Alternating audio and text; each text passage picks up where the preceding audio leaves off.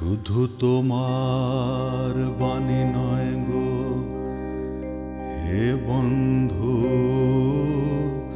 হে প্রিয়, মাঝে মাঝে প্রাণে তোমার পরশখানি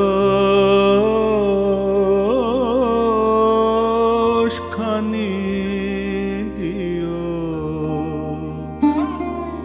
শুধু তোমার বাণী নয় গো হে বন্ধু, হে প্রিয়, মাঝে মাঝে প্রাণে তোমার পরশখানি।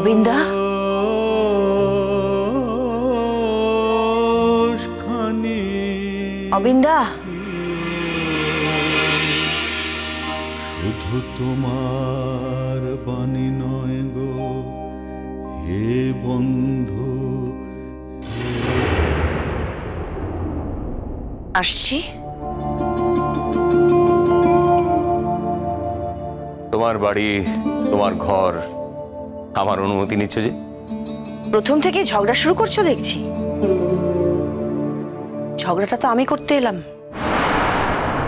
আমি প্রথমেই সারেন্ডার করে দিচ্ছি মালবিকা। আর যাই হোক, ঝগড়া করতে পারি বলে তো কোনোদিন সুখ্যাতি নেই আমার। আজ নতুন করে সেই পরীক্ষায় নামও লেখাতে পারবো না। না, তা পারবে না, কিন্তু যাতে অশান্তি শুরু হয় সেই রকম কাজে ইন্ধন জোগাতে পারবে। মালবিকা, অন্তত আমার ক্ষেত্রে যেমন ভাবে কথা বলা সঙ্গত সেভাবেই বলো। তুমি জানো তুমি যেটা বললে আমি তা ডিজার্ভ করি না। 100 বার করো, 1000 বার করো।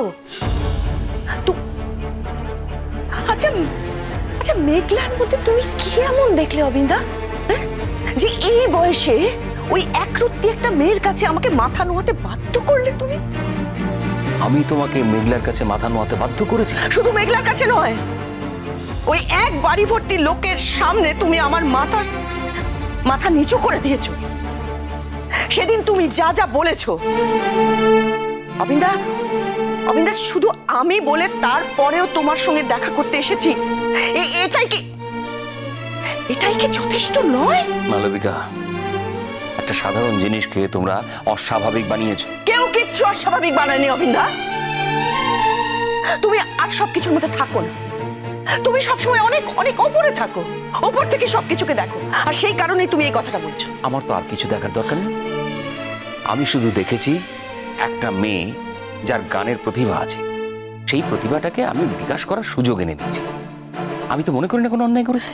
বছরের পর বছর ধরে আমি তো ছাত্রছাত্রীদের এইভাবে এগিয়ে দিই, তুমি জানো না? হ্যাঁ, কিন্তু মেঘলা তো কোনোদিনও তোমার ছাত্রী ছিল না অবিন্দা। ছাত্রীর চেয়ে কোনো অংশে কম তো নয়, আমার ভাগ্নি তো বটে। ভাগ্নি ভাগ্নি করে রোজ রোজ দুঠোক জল বেশি খেও না অবিন্দা। সবটাই কিন্তু এখন আন্দাজের ওপর চলছে, অনুমানের ওপর চলছে। গুরুজি আর তোমার বোনের মেয়ে যে মেঘলা, সেটা কিন্তু এখনো প্রমাণ হয়নি অবিন্দা। কি আর হবে প্রমাণ হলে? হয়তো একদিন জানতে পারবো যে মেঘলা আমার ভাগ্নি নয়। কিন্তু এই বয়সের একটা ভাগ্নি তো আমার থাকতেও পারত। আমার কাছে খুব একটা পার্থক্য নেই এতে। তবে আমি অবাক হয়েছি মালবিকা, যে মানুষটাকে এতকাল একরকম ভাবে দেখে এসেছি তার বদল দেখে। তুমি আমাকে বলছো তো কথাটা? আমার বদলটা দেখলে তুমি শুধু? আর ওই একরত্তি মেয়েটা দুদিন বাড়িতে ঢুকতে না ঢুকতেই তোমার আমার সম্পর্ক নিয়ে কানাকানি করছে, সেটা তুমি দেখলে না?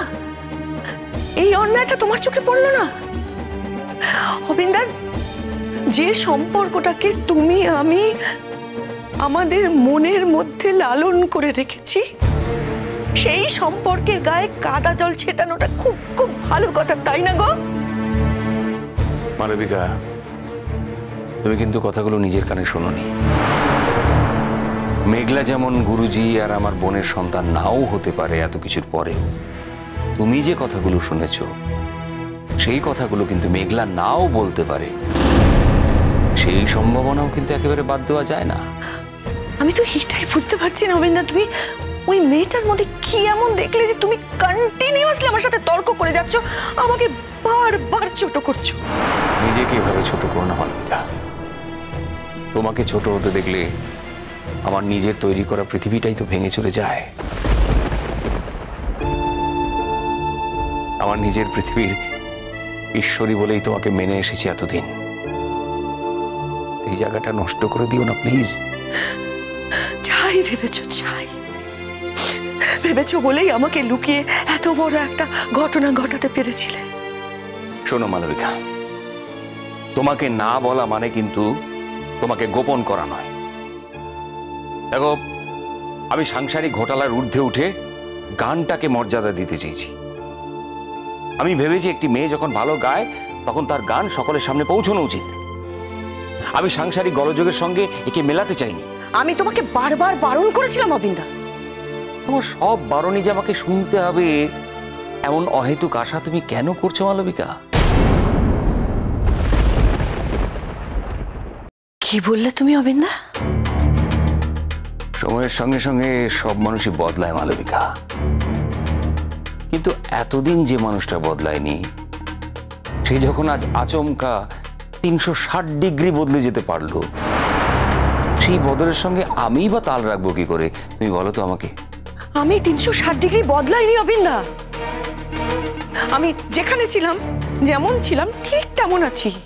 বদলেছো তুমি, তোমরা বদলেছো। একটা মেয়ে ভালো গান গাইতে পারে বলে তার কাছে মাথাটা বিক্রি করে দিয়েছো।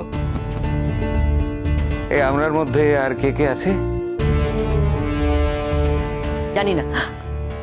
আমার কারুর ব্যাপারে কোনো মাথা ব্যথা নেই। আমার মাথা ব্যথা শুধু আমার ছেলেকে নিয়ে আর তোমাকে। তাতান কিন্তু ফাইনালি বুঝতে পেরে গেছে, জানো তো, যে আমি যেটা করেছি সেটা ঠিক করেছি। কিন্তু তুমি না, আমি বুঝতে পারি। আমার মনে হচ্ছে ভুলটা তুমি করেছো এবং এখনো করে যাচ্ছ। মেঘলাকে শ্রীপুরে পাঠিয়ে দেওয়াটা তোমার উচিত হয়নি। অন্তত তোমার কাছ থেকে আমি এরকম কদর্য ব্যবহার আশা করি না। তুমি নিজে একজন ভালো গাইয়ে, গান তুমি ভালোবাসো, সেই তুমি একটা মেয়েকে শুধু গান গাওয়ার অপরাধে চিরকালের জন্য শ্বশুর বাড়ি থেকে বাপের বাড়ি পাঠিয়ে দিতে পারে। তাকে আমি চিনি এটা আমি বলতে পারছি না, এটা বলতে আমার খারাপ লাগে। অবিন্দা, এই কারণে মেঘলাকে বাপের বাড়িতে পাঠানো হয়নি। ও মিথ্যে কথা বলে গান গাইতে গিয়েছিল, সেই কারণে ওকে বাপের বাড়িতে পাঠানো হয়েছে। আমরা তো কোনো আদিম যুগে বাস করছি না মালবিকা। আর একটা মানুষের উপরে এতটা ডিক্টেটরশিপ চালানো যায় কি? ধরে নিচ্ছি মেয়েটা মিথ্যে কথা বলে গান গাইতে গিয়েছিল, কিন্তু কেন মিথ্যে কথা বলেছিল সেটাও তো তোমাকে দেখতে হবে। সত্যি কথা বললে তোমরা ছাড়তে। আর গানই তো গেয়েছে, চুরি ডাকাতি তো করেনি। শুধু গান গায়নি, গান গেয়ে সকলকে অবাক করে দিয়েছে। এত ব্রিলিয়েন্ট একটা রেজাল্ট করেছে। এত সবের পরে তোমার যখন ওকে নিয়ে অহংকারী হবার কথা, তখন তুমি এইরকম একটা কাণ্ড করেছো। ব্লান্ডার। মেঘলার সাথে তাতানের বিয়েটা একটা ব্লান্ডার হচ্ছে, জানো তো অবিন্দা। এ বিষয়ে আমি একমত, অন্তত আমার এখন তাই মনে হচ্ছে। তার মানে আবার কি? তুমি যা বললে আমি তো তাতেই সায় দিলাম। হ্যাঁ, কিন্তু আমি যা বললাম তুমি তো ঠিক সেই কথাটা বলছো না। কি আশ্চর্য! তুমি আর আমি তো দুটো আলাদা মানুষ। তুমি যা বলবে আমি অবিকল সেই একই কথা কি করে বলবো? তুমি বলতে চাইছো মেঘলা তাতানের যোগ্য নয়, কিন্তু আমার এখন মনে হচ্ছে তাতান মেঘলার যোগ্য নয়।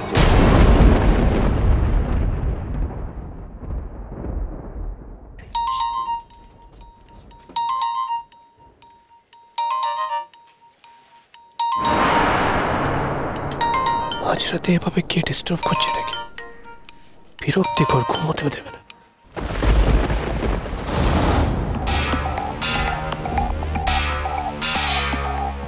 কাকে ফোন করছিস মেঘলা?